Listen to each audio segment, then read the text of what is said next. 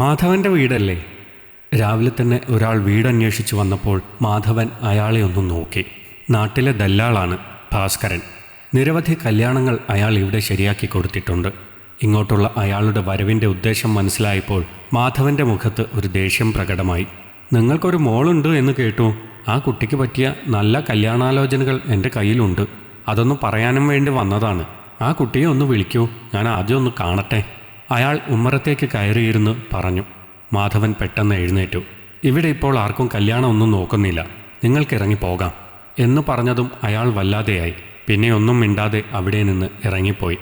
കവലയിൽ ചെന്ന് അവിടെ കണ്ടവരോട് പറഞ്ഞു അവിടെ നിന്നുണ്ടായ അനുഭവം.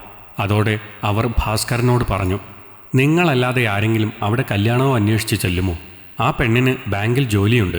അത് കണ്ടിട്ട് ഒരു കറവപ്പശുവായി നിർത്തിയിരിക്കുകയാണ് അയാൾ. അയാൾ ചാവുന്നതുവരെ കല്യാണം കഴിച്ചു കൊടുക്കില്ല. അവർ പറയുന്നത് കേട്ടപ്പോൾ അത്ഭുതം തോന്നി ഭാസ്കരന്. സ്വന്തം മകളോട് ഒരച്ഛൻ ചെയ്യുന്ന കാര്യമാണോ അത്? ദല്ലാൾ വന്നതും അച്ഛൻ അയാളെ അപമാനിച്ച് പറഞ്ഞു വിടുന്നതുമെല്ലാം അകത്തു നിന്ന് വൃന്ദ കണ്ടിരുന്നു. അവൾക്ക് പ്രത്യേകിച്ചൊന്നും തോന്നിയില്ല. കാരണം ഇതിവിടെ പതിവാണ്. തൻ്റെ കാര്യത്തിൽ എപ്പോഴും അച്ഛനൊരു ഉപേക്ഷയാണ്. പഠിക്കണ കാര്യത്തിലായാലും മറ്റെന്ത് കാര്യത്തിലായാലും തന്നോട് വളരെ അകൽച്ച സൂക്ഷിക്കുന്നത് പലപ്പോഴും ശ്രദ്ധിച്ചിട്ടുണ്ട്. പക്ഷേ തൻ്റെ അനിയനോടും അനിയത്തിയോടും അങ്ങനെയല്ല. അവരെ അച്ഛൻ വല്ലാതെ ചേർത്ത് പിടിക്കും. അമ്മയോട് പലപ്പോഴും ഇതിനെപ്പറ്റി ചോദിച്ചപ്പോൾ, നീ മൂത്ത കുട്ടിയല്ലേ, മൂത്ത കുട്ടികളെ ആരും കൊഞ്ചിക്കില്ല എന്ന് മറുപടി പറയും. അങ്ങനെ തന്നെയാവും എന്ന് ഞാനും കരുതി. ഡിഗ്രി കഴിഞ്ഞതു മുതൽ തനിക്ക് ആലോചനകൾ വരുന്നുണ്ട്. എല്ലാം അച്ഛൻ ജോലി കിട്ടട്ടെ, ഇപ്പോൾ വേണ്ട എന്ന് പറഞ്ഞ് തിരിച്ചയക്കുകയായിരുന്നു. ഡിഗ്രി കഴിഞ്ഞ് ബാങ്ക് കോച്ചിങ്ങിന് പോയി ടെസ്റ്റ് എഴുതി. ഇപ്പോൾ ജോലി കിട്ടി. ഇപ്പോഴും അതുതന്നെയാണ് പറയുന്നത്. എൻ്റെ പഠിത്തകാര്യം എല്ലാം ശ്രദ്ധിച്ചിരുന്നത് അമ്മയുടെ ഒരു ജ്യേഷ്ഠനായിരുന്നു. അച്ഛൻ ഒരു കാര്യത്തിനും ഇടപെടാറില്ല. പക്ഷേ മാസം ശമ്പളം കിട്ടിക്കഴിഞ്ഞാൽ 1 രൂപ കുറയാതെ അച്ഛൻ്റെ കയ്യിൽ കൊണ്ടുവന്ന് ഏൽപ്പിക്കണം, അല്ലെങ്കിൽ വലിയ ബഹളമാണ്. അവൾ വേഗം ഒരുങ്ങിയിറങ്ങി. അമ്മ നിസ്സഹായയായി എല്ലാം നോക്കിക്കൊണ്ട് നിൽക്കുന്നുണ്ട്. അമ്മ പലപ്പോഴും തനിക്ക് വേണ്ടി അച്ഛനോട് പലതും പറയുന്നത് കണ്ടിട്ടുണ്ട്. പക്ഷേ അമ്മ എന്ത് പറഞ്ഞാലും അച്ഛൻ അതൊന്നും കണക്കിലെടുക്കുക പോലെയില്ല. അപ്പോൾ എന്നോട് പറയും എല്ലാം ക്ഷമിക്കണമെന്ന്. ക്ഷമിച്ച് ഇത്രയും വരെ എത്തി. വേഗം ബാങ്കിലേക്ക് നടന്നു. ബാങ്കിലെത്തിയപ്പോൾ സുമതി ചേച്ചി അരികിൽ വന്നിരുന്നു. ഇന്ന് എന്തു പറ്റി? വൃന്ദയുടെ മുഖത്ത് വല്ലാത്തൊരു സങ്കടമെന്ന് ചോദിച്ചു. ചേച്ചിയാണ് ഇവിടെയുള്ള ഏക കൂട്ട്. അതുകൊണ്ട് തന്നെ ചേച്ചിയോട് കാര്യങ്ങളെല്ലാം തുറന്നു പറഞ്ഞു. ആരോടെങ്കിലും ഒന്ന് പറഞ്ഞില്ലെങ്കിൽ എനിക്ക് ഭ്രാന്ത് പിടിക്കുമെന്ന് തോന്നി. ചേച്ചി എന്നെ കുറേ സമാധാനിപ്പിച്ചു. എല്ലാം ശരിയാവും എന്ന് പറഞ്ഞു.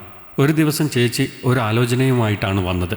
ചേച്ചിയുടെ ഒരു കൂട്ടുകാരിയുടെ അനിയനാണ് കക്ഷി. പുള്ളി എഞ്ചിനീയറാണ്. എൻ്റെ കാര്യങ്ങളെല്ലാം പറഞ്ഞിട്ടുണ്ട്. എല്ലാം കേട്ടിട്ടും ആൾക്ക് സമ്മതമാണ് എന്നാണ് പറഞ്ഞത്. അതുകൊണ്ട് തന്നെ ഈയൊരാലോചന ചേച്ചി തന്നെ വീട്ടിൽ വന്ന് പറയാം എന്ന് പറഞ്ഞു. വീട്ടിലേക്ക് വന്നപ്പോൾ അമ്മ മാത്രമേ ഉണ്ടായിരുന്നുള്ളൂ. അവർ സംസാരിക്കട്ടെ എന്ന് കരുതി ഞാൻ അകത്തേക്ക് കയറിപ്പോയി. ചേച്ചി എന്തൊക്കെയോ അമ്മയോട് സംസാരിക്കുന്നത് കേട്ടു. പിന്നെ അവസാനം എന്നോടൊരു വാക്കുപോലും മിണ്ടാതെ ഇറങ്ങിപ്പോകുന്നത് കണ്ടു. ഡ്രസ്സെല്ലാം മാറി വന്ന ഞാൻ കാണുന്നത് അവിടെ നിന്ന് ധൃതിയിൽ നടന്നു പോകുന്ന ചേച്ചിയെയാണ്. ഞാൻ കുറേ വിളിച്ചിട്ടും ചേച്ചി നിന്നില്ല. ഫോൺ വിളിച്ചിട്ടും എടുത്തില്ല. ചേച്ചിക്ക് എന്താണ് പറ്റിയത് എന്ന് അമ്മയോട് ചോദിച്ചു.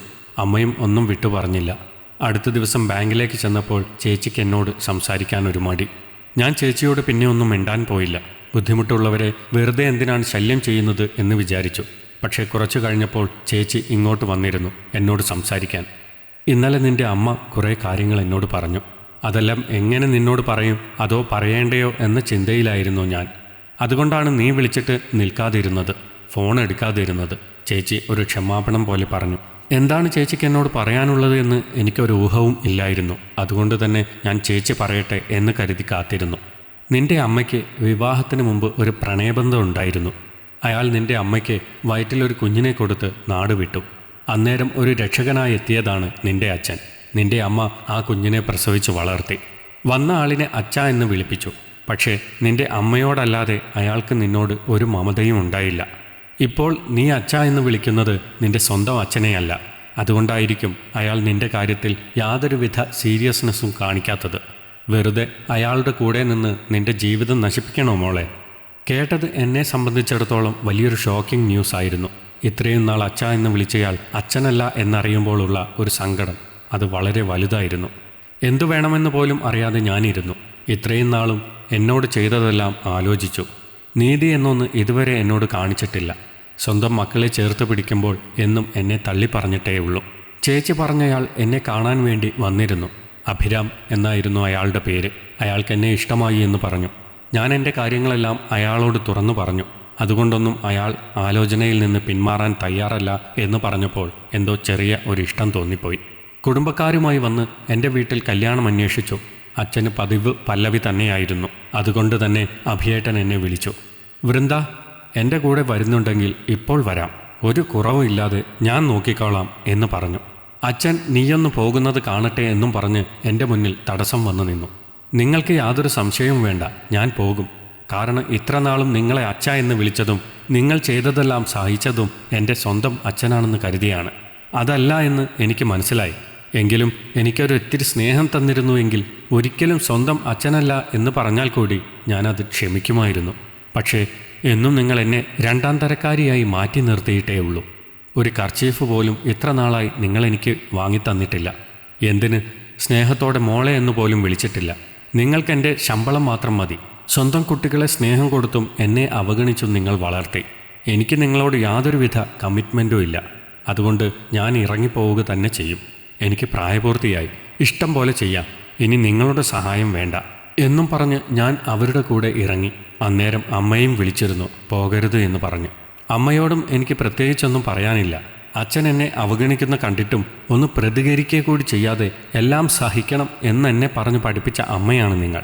എന്നോട് നിങ്ങൾക്ക് അല്പം പോലും സ്നേഹമില്ല എന്ന് വേണം അതിൽ നിന്ന് മനസ്സിലാക്കാൻ. ഉണ്ടായിരുന്നെങ്കിൽ എനിക്ക് വേണ്ടി ഒരു വാക്കെങ്കിലും നിങ്ങൾ പറഞ്ഞേനെ. അങ്ങനെയുള്ള നിങ്ങൾക്ക് വേണ്ടിയും ഇനി ഇവിടെ നിൽക്കാൻ എനിക്ക് താല്പര്യമില്ല.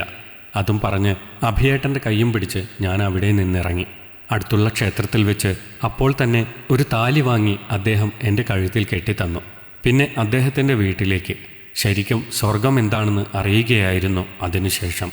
അദ്ദേഹത്തിൻ്റെ അച്ഛനും അമ്മയും എന്നെ സ്വന്തം മകളെപ്പോലെ സ്നേഹിച്ചു. ഇന്നിപ്പോൾ ഞാനും സ്നേഹിക്കുന്നുണ്ട്, സ്നേഹിക്കപ്പെടുന്നുണ്ട്. അത് മതി എനിക്ക്. ഈ കഥ നിങ്ങൾക്കിഷ്ടമായെങ്കിൽ ലൈക്ക് ചെയ്യൂ. നിങ്ങളുടെ അഭിപ്രായങ്ങൾ കമൻ്റായി രേഖപ്പെടുത്തൂ. കൂടുതൽ കഥകൾ കേൾക്കാൻ ഈ ചാനൽ സബ്സ്ക്രൈബ് ചെയ്യൂ.